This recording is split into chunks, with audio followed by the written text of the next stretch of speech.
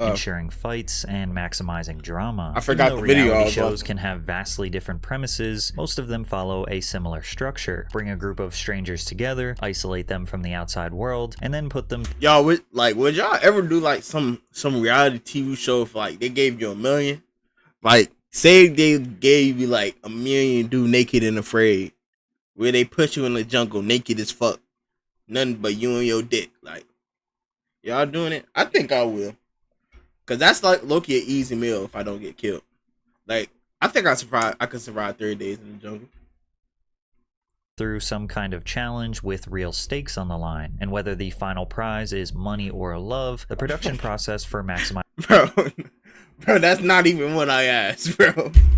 Like Diddy was actually optional as fuck, and you actually just added them on. Like no bull. The entertainment value of these shows is mostly the same, and a lot of it relies on morally unethical behavior. Before the cameras turn on, reality shows have an extremely calculated casting process. The first step for getting on many reality shows is a lengthy application, and we're not talking a job application. Shows like Big Brother require IQ and psychological evaluations to ensure contestants will be able to perform under pressure. Survivor is similar, where production goes through 25,000 initial applicants, complete with background and psychological screenings before they're even considered for a callback. One of the reasons why this process takes so long is because producers aren't just looking for good contestants, they're looking for specific characters. Every person on the show has to fit a very specific role. You might have the hero, the villain, the underdog, the heartbreaker, the loudmouth, the wild card. It's like casting for I'll be the badass for a movie, except the script hasn't been written yet. And usually the most successful shows are when everyone plays their role perfectly. Like in Jersey Shore, Ronnie was the hothead. I tried to stay serious, Jenny bro, was the but female hothead who wanted to start fights. Snooki was the lovable mess. Mike the Situation was the arrogant loudmouth. Vinny was the laid-back, lovable nice guy. Pauly D was the uplifting wingman. You knew exactly what you were going to get from each character, which made. Bro, I remember, bro, I used to be in my fucking back room playing Roblox, and reruns of the shit would just come on.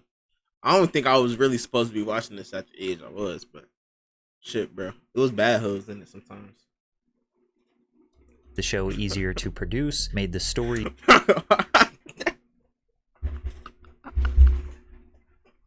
Bro, I should ban your ass, nigga. Is easier to write, and fans could easily understand and develop parasocial relationships with the cast. However, during the casting process, what producers are looking for are people that exhibit characteristics known as the dark triad. The term dark triad refers to a trio of negative personality traits: narcissism, Machiavellianism, and psychopathy. Put more simply, they're looking for those who are entitled, lack empathy, and manipulate others. Why? Well, these are the people that create the best drama. A perfect example is Russell Hantz from Survivor. But first, a quick word from today's sponsor, Fume. Flavored air is quickly becoming the leading alternative to vaping and smoking, and today's sponsor, Fume, is leading the charge. Have you ever caught yourself reaching for a bad habit without even thinking about it? Maybe it's out of stress, boredom, or just wanting to fit in? Well, that's where Fume comes in. It's not about quitting, it's about replacing. Fume offers a simple and enjoyable way to break away from bad habits while still having something satisfying to reach for. Fume is a flavored air device that delivers great flavor without. Yo, I'm not on cap,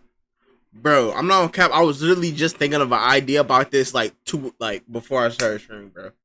But I didn't know it was the actual real thing. This nigga low-key stole my idea, bro. Not gonna lie.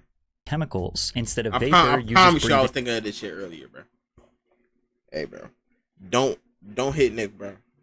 The cart's okay though, but don't hit the cart either, bro. Don't hit Nick, bro. And natural, non-toxic flavors.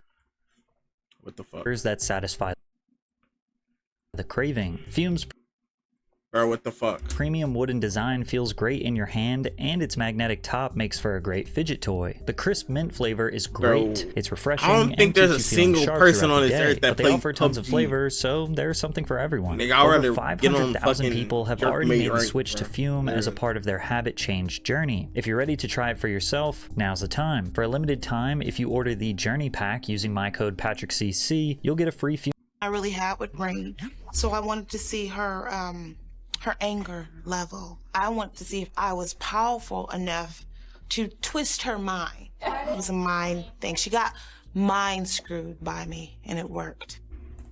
My advice to the other ladies in the house would be beware of me, because I'm not backing down. Or take Stephen Bear from X on the Beach. He built a persona around seduction, betrayal, and exploiting his relationships for entertainment, but it turns out this was no persona. This was actually who he was in real life. Bear was convicted and jailed for revenge porn after leaking explicit footage of an ex-partner online. He was sentenced to 21 months in prison. Psychologist Pamela B. Rutledge says that the— Bro, I'm not on cap, bro. Niggas who be doing that shit, like if your bitch do something to you, and like, when I do something to you, but like if you break up with your bitch and you just like get mad at her and just start leaking sex tapes. First off, sex tapes is some little boy ass shit, bro.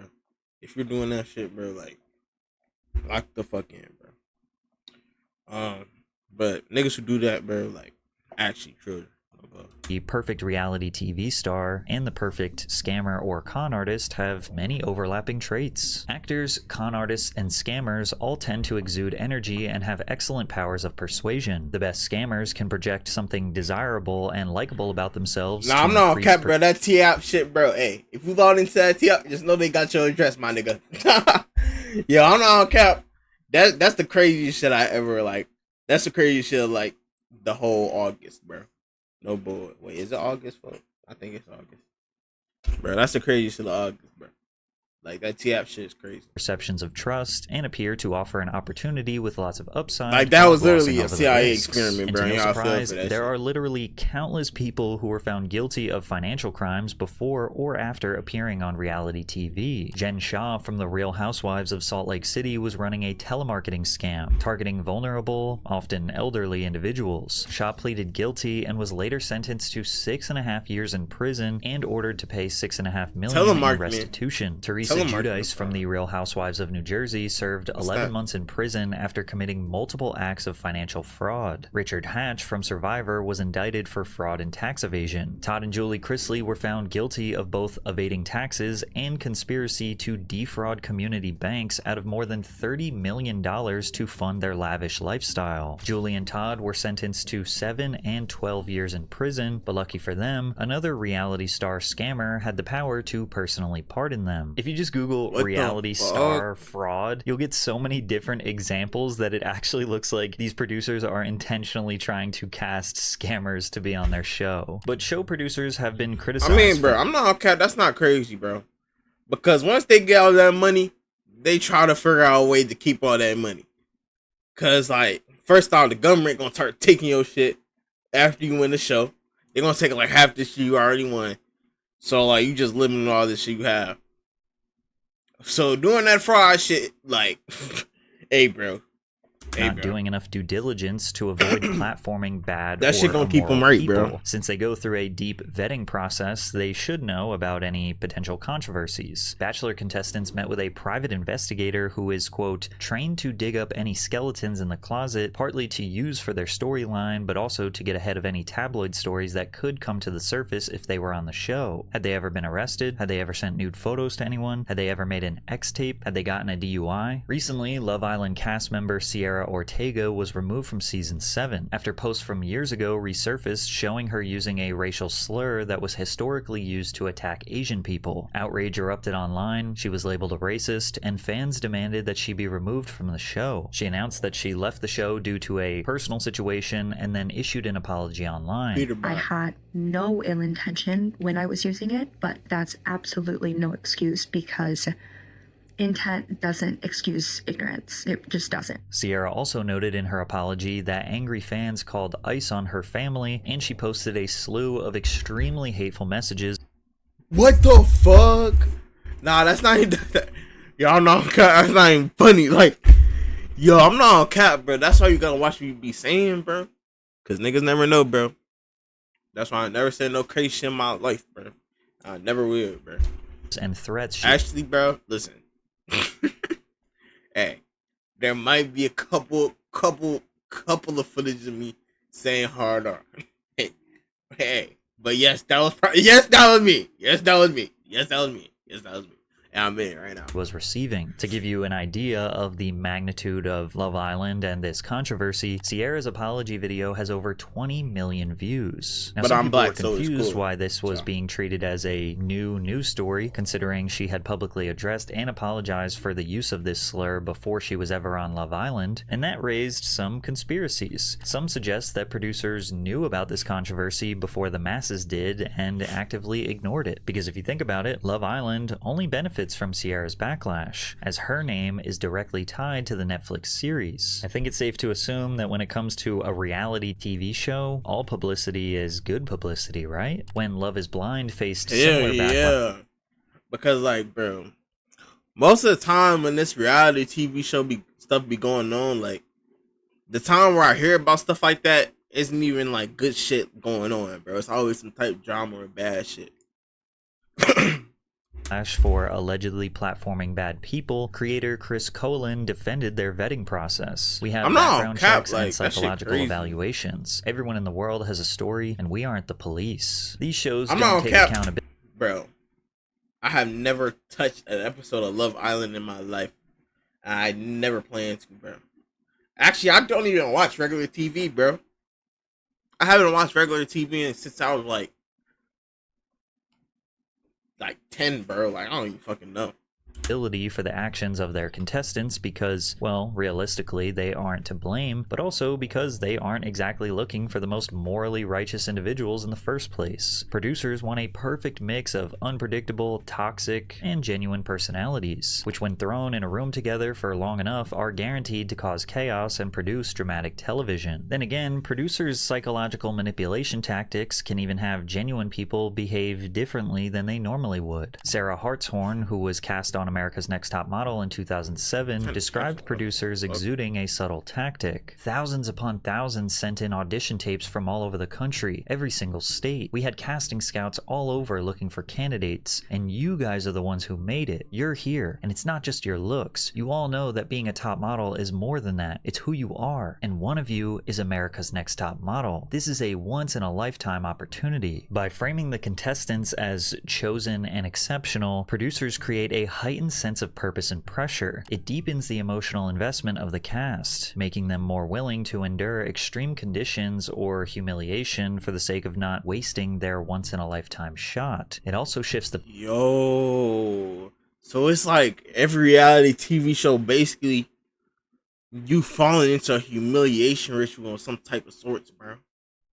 Power dynamic in favor of the producers. Contestants are no longer just people, they're characters in the producer's story that they feel obligated to live up to. And before ever stepping onto the set, contestants are almost always required to sign strict contracts, often including detailed non-disclosure agreements. Now, it's easy to understand why NDAs are somewhat necessary to prevent the show's ending from being spoiled by bitter contestants, as the episodes were filmed months in advance, but fans have to wait week after week to find out what happens. What they don't realize is sometimes these contracts come with threats. Sarah Hartstone recalls America's Next Top Model producers threatening to sue contestants for $5 million if they leaked any information about the show. The contestants were shook. They thought, we don't have $5 million. The producers replied, we know you don't. We know all about all of your financial information. None of you have $5 million. None of your families have $5 million either. But the NDAs can go even further. They can prohibit contestants from publicly discussing production conditions, mental health struggles during filming, and any manipulative tactics producers use behind the scenes. Take this viral Reddit post from a former reality show contestant, for example. The producers made me go through hell for 4 months. I lost my house, my car, my business, my boyfriend. I was very naive, and they exploited me to the point of a mental breakdown. They used contracts to hold me hostage in a sense, gaslit me every day. I can't even bring myself to discuss what they did, as it's so upsetting to think of. That's why you always gotta know what you fucking signing, bro. Bro, I'm not on cap. Like, I don't even know why that reality TV show shit interests people. I don't even know how that interests people. I'm not gonna lie. I guess because like niggas just want that fucking fan that want that spotlight on them, bro. I don't know. Used me, and I feel so stupid. I'm now living with my parents at 40, too afraid to date or work again, and have overwhelming shame. Now sure, this could just be a random person on the internet making this whole 40? No, nigga, give it up, bro. No, actually, give it up, bro. I'm not gonna lie. What do you mean you're living with your parents at age 40 too afraid to date or work again? And have overwhelming shame.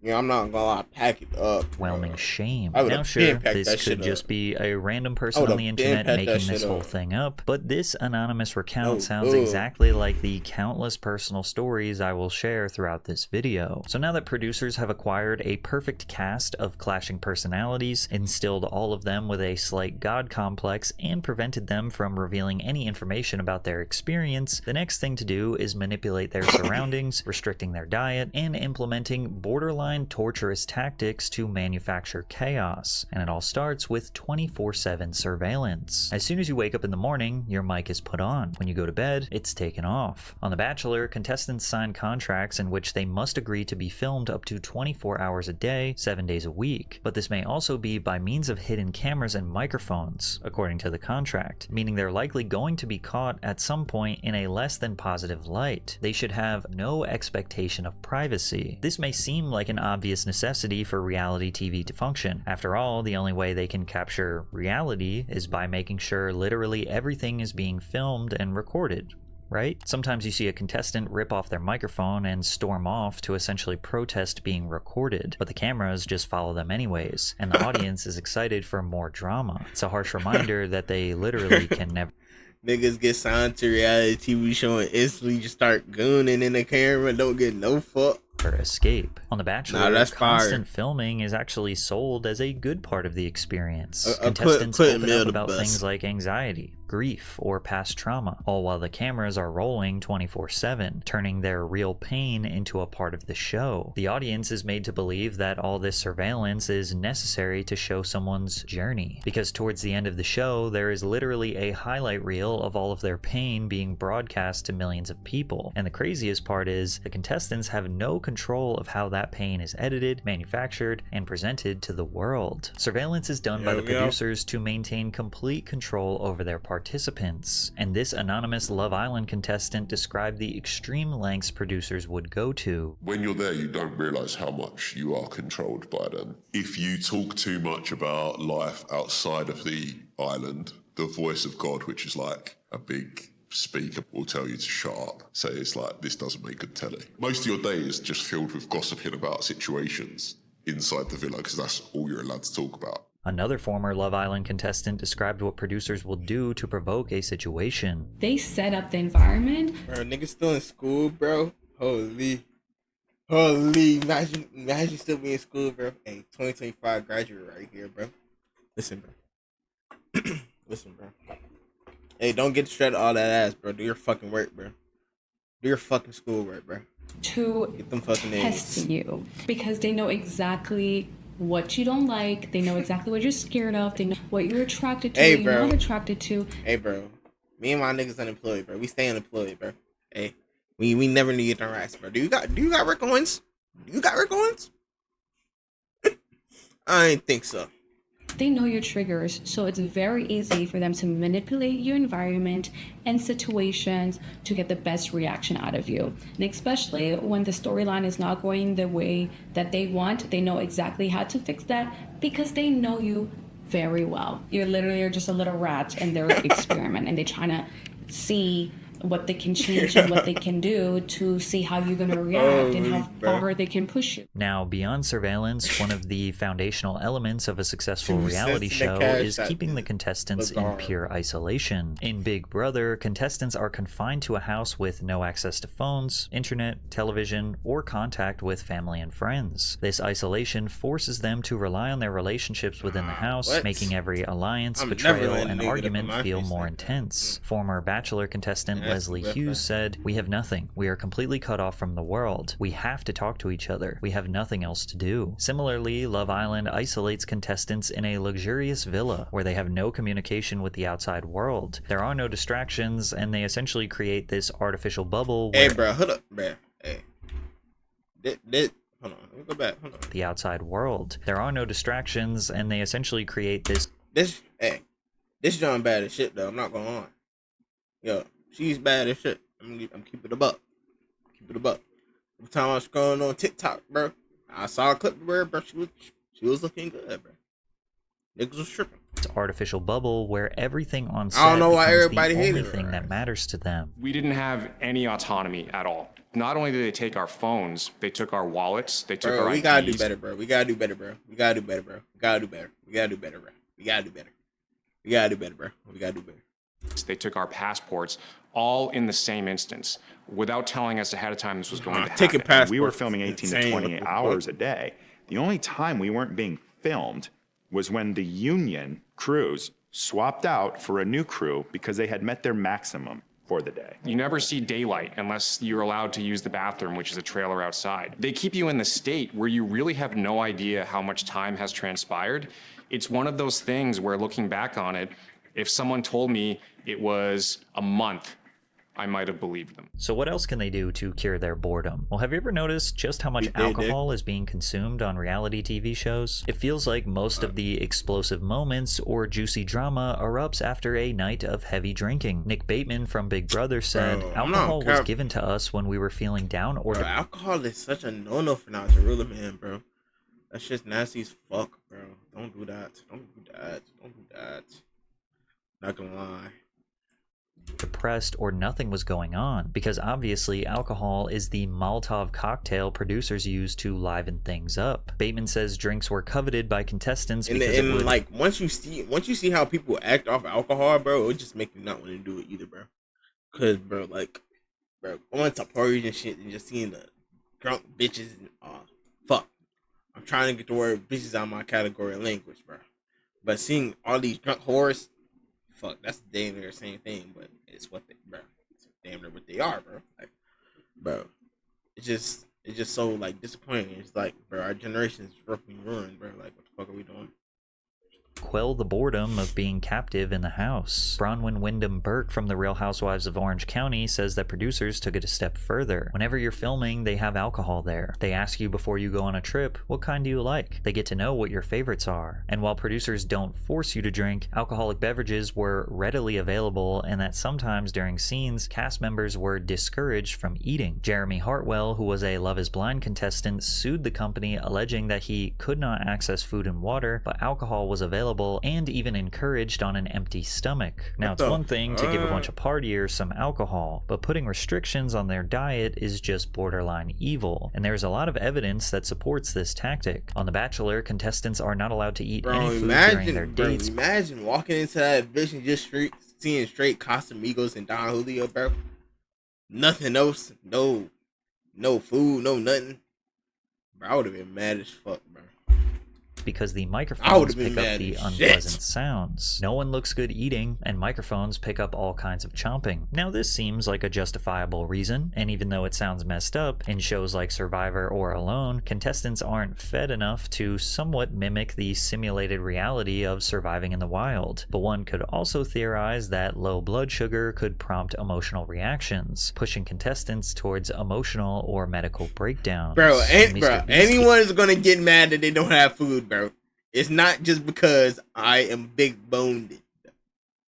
Games, contestants complained about their food rations. One meal reportedly included a tiny portion of cold oatmeal, one hard-boiled egg, and a few pieces of raw vegetables. They also described going long stretches without being fed by the production. There were times when the production staff gave out small feastable chocolate bars and filmed some people eating. Bro, don't bring me no fucking Mr. Beast candy don't bring me that shit if I'm hungry, nigga. Bro, I would have been mad as fuck. What the fuck? I would have been mad as shit, bro. Contestants with food allergies and dietary restrictions struggled more than others. Before the competition, people filled out forms detailing their dietary needs. An FAQ document was provided to contestants in advance of the event and said that all dietary and food restrictions would be taken into consideration. However, several contestants claimed to be served food. We're talking about the secrets in reality TV, bro. Reality TV shows, bro. How it hurts people's mind. And it's gonna get to you one day, nigga. they were allergic to and that alternatives hadn't been provided. We You were go treated sign that horribly, deal a with contestant said. They took on this challenge of 2,000 competitors. They should have known they needed an enormous crew to handle this correctly. So now that producers have trapped and isolated borderline toxic people who are malnourished and pumped with alcohol, at the very least, a good night's sleep would be their last chance to recalibrate. Well, they don't get that either, because sleep deprivation is one of the most messed up but crucial parts of the reality show entertainment formula. But no, like there's no clocks. We not signing no deals, bro. Keeping you up really late, waking you up early, so then you're gonna react more because you like basically got sleep deprivation. Most competition reality shows follow a similar daily routine. Wake up early in the morning, typically around 7 a.m. Then they go do their competitions or tasks for the day. Then in the evenings, they talk strategy or socialize with another while getting drunk. Now you have to keep in mind that producers' top priority is to get 45 minutes of watchable television each day. They can count on roughly half of the airtime coming from the actual competitions or tasks, but the other half needs to be the all too sweet. Bro, we're not doing this challenge, bro. What the fuck? I'm coming from the actual competitions or tasks. Wait, I gotta put this shit in slow motion, bro. Hold on, yo. This shit too crazy. Watch day coming from the actual competitions or He taking all that shit, bro. But the other half needs Nah, that's dead humiliation to be the all-too-sweet drama that everyone craves. And if the day is coming to an end and they don't think they have enough, they will keep the contestants awake. For 3 years, Sarah Shapiro worked as a producer on the reality show The Bachelor. Her task, as she recalls it, was to get the contestants to open up and to give them terrible advice and to deprive them of sleep. She sees it now as complicated manipulation through friendship. In Jeremy Hartwell's lawsuit against Love is Blind, he said that they implemented what was called night dating. We didn't have clocks or anything, so it's hard to know exactly when it happened, but typically the night dates would last until about 2 a.m. He estimates that between getting back to his hotel room at 3 a.m. and being expected in the lobby at 7:15 a.m., he got 2 to 3 hours of sleep a night. On the challenge, cast members have reported being kept up until 3 or 4 a.m. and then forced into physically demanding tasks just a few hours later. On Love Island, lights in the villa stay on until producers decide it's time for bed, and contestants are often woken up abruptly for surprise challenges. The lights are on the entire time during Big Brother taping, even when the contestants are asleep. Interestingly enough, this is the same tactic that is used by the toughest maximum security prison in El Salvador. Privacy and sleeping with what the fuck is this? What, bro? Bro, what? the lights off is considered this is like a movie. The modules are kept lit all day and night for monitoring. When the sun goes down, the lights stay on all the time. Bro, niggas be getting down like that in El Salvador where they have to do this to niggas? Damn. Are constantly being observed. I think this is one of the hardest things. When they try to sleep, they use their towels and cover their eyes to block the light. And if all this manipulation, control, pushing contestants to their breaking point still isn't enough to make a good show, producers have one final weapon. They'll rewrite reality itself through a process known as frankenbiting. Frankenbiting is the editing technique reality TV producers use to reshape a contestant's words. Frankbiting. Well, I love Franks, bro. Hey, I have to tell y'all about a good hot dog all day, bro. And actions into whatever storyline they want, even if it's not what actually happened. Editors take small clips of dialogue, sometimes even single words or reactions, and stitch them together to create entirely new sentences or emotional responses that never happened in real life. Now, a lot of the time, cause food is good, nigga. Innocuous. Like this clip from The Bachelor. The girl who says, "shut up," is spliced into the edit to make it look like she interrupted Corinne. I know that I may not be everyone's favorite person. Shut up.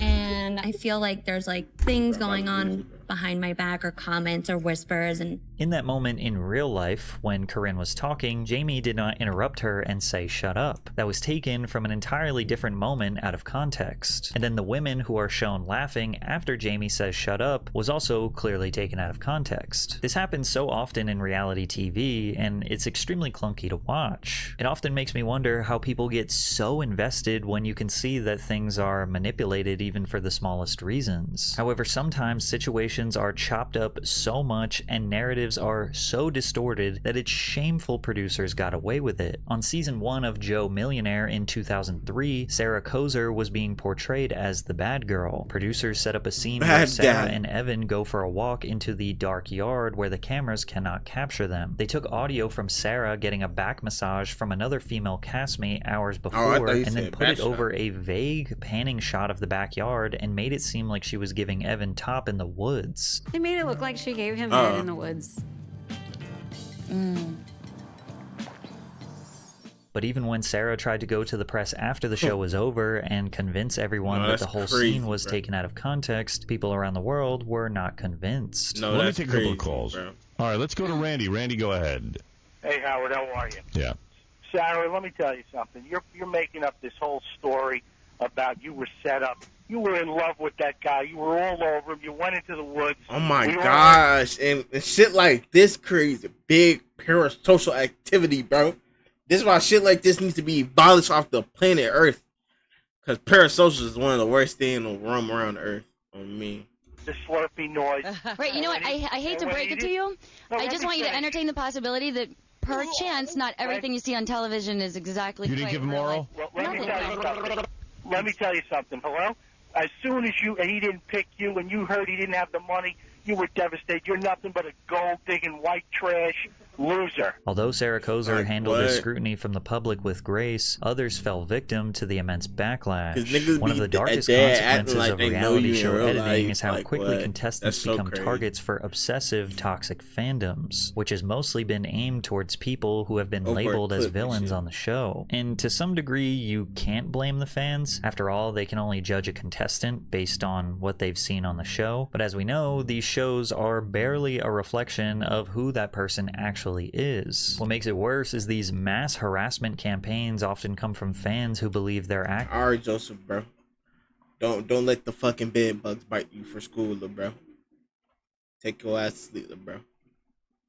On some kind of moral high ground. They'll flood a contestant's social media with hate, send death threats, and in some cases, dig up private information like addresses or family details. Olivia Atwood from Love Island UK opened up about receiving over 3,000 messages a day after her season aired, many of them telling her she didn't deserve to live. Another is Big Brother's Erin Grease, who spoke about how viewers campaigned for her to lose her job after producers portrayed her as a manipulator through selective editing. But sometimes the harassment doesn't end with hateful comments. For some contestants, the public mauling and emotional toll have pushed them beyond their breaking point. A stat that absolutely blew my mind was that at least 40 people have died on their own volition after their appearances on reality TV. Hannah Kimura, a female professional wrestler who was among the cast of the popular Japanese reality series Terrace House, died at age 22. She posted a goodbye message on social media after receiving a storm of hate online. Love Island had 2 contestants in back-to-back seasons suffer the same fate. Sophie Graydon, age 32 in 2018, and Mike Thelastis, age 26 in 2019. The Bachelor had 2 women from the same exact season pass, Alexa McAllister and Gia Allemond. What if I told you that the very first person who was ever voted off a reality show in history also suffered the same fate? Would that not be a slight indication of a broken system? In June 1997, Sinisa Savija became the first person in the world to ever be voted off a reality TV competition. The show was called Expedition Robinson. 4 weeks after he was voted off, he walked in front of a train. 9 weeks after that, the first episode of Expedition Robinson aired anyway. Before I started researching this video, I knew reality shows were pretty messed up, but I had no idea just how many tragic losses have been suffered from former contestants and the countless other attempts that have been made. And of course, this fate is never the result of just one thing. It's an incredibly complex complex and deep decision influenced by countless factors. But when reality shows follow the same formula again and again, calculated casting, 24/7 surveillance, isolating contestants, restricting their diet, flooding them with alcohol, depriving them of sleep, turning them essentially into controlled robots, and then putting all of their worst moments on display to millions of people, it's easy to see the inherent evil reality TV needs to have to create the entertainment. And with so many lives lost, it starts to make you wonder if this obviously broken system will ever change. Fucking crazy.